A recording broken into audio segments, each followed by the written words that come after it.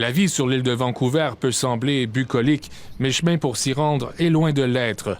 Des traversiers souvent annulés, des files d'attente kilométriques et surtout des factures qui s'accumulent rapidement. Brutal. Yeah, it's too much money, man. Il en coûte 90 $ pour 2 adultes de voyager entre Victoria et Vancouver avec leur véhicule à bord du traversier. Le Parti néo-démocrate s'engage à alléger le fardeau des usagers grâce à une subvention à BC Ferries. Aujourd'hui, on a proposé 30 millions de dollars de plus d'investissement pour aider les traversiers.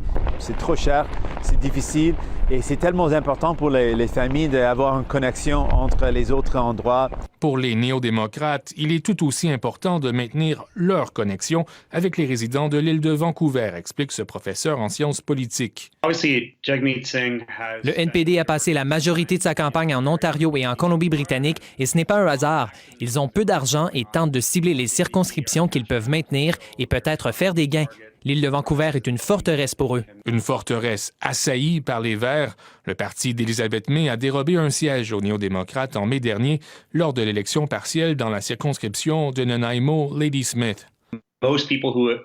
Les gens pour qui les changements climatiques sont l'enjeu le plus important vont sans doute envisager de voter pour les Verts et les néo-démocrates doivent les convaincre qu'ils ont une meilleure plateforme environnementale. Les traversiers sont d'ailleurs aussi dans la mire des Verts, mais leur plan inclut également une touche environnementale. Notre plan soutient une transition verte pour les traversiers, en plus de les rendre plus abordables. À l'échelle nationale, nous voulons investir 100 millions de dollars annuellement. Qu'elle arrive ou non à amener les traversiers du pays à prendre un virage vert, Elizabeth May pourrait bien changer la couleur du paysage politique sur l'île de Vancouver.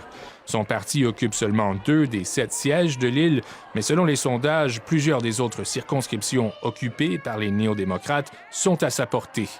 Ici Pierre-Luc Gagnon, Radio-Canada, Vancouver.